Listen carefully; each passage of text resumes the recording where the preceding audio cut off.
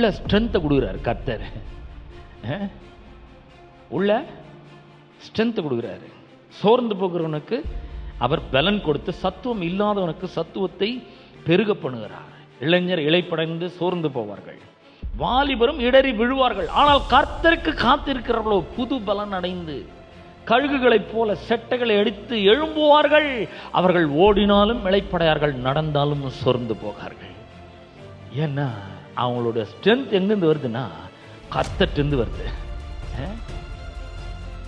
They draw their strength, inner strength from God Himself, because they have an intimate relationship with God, a personal relationship with God. அவங்களுக்கு தனிப்பட்ட விதத்தில் தேவனோடு கூட ஒரு உறவும் ஐக்கியமும் தொடர்பும் இருக்கிறதுனால அவர்களுடைய உள்ளான ஸ்ட்ரென்த்தை பலனை அவர்கள் தேவனிடத்திலிருந்து டிரா பண்ணுகிறார்கள், எடுத்துக்கொள்ளுகிறார்கள். அப்ப எப்படி? சரிங்க, நீங்க சொல்றதெல்லாம் நல்லா இருக்குது, எப்படி நாம எடுக்கிறது அந்த ஸ்ட்ரென்த்தை? எனக்கு தேவை இன்னர் ஸ்ட்ரென்த் தேவை. என் வாழ்க்கையில் ஒரு பிரச்சனை இருக்கு, ஃபினான்ஷியல் சேலஞ்சஸ் இருக்கு, பே பண்ண வேண்டிய பில்ஸ் நிறைய இருக்கு. இப்போ எனக்கு அந்த இன்னர் ஸ்ட்ரென்த் தேவை. நான் ஸ்ட்ராங்கா இருக்கணும், பயப்படக்கூடாது, கவலைப்படக்கூடாது.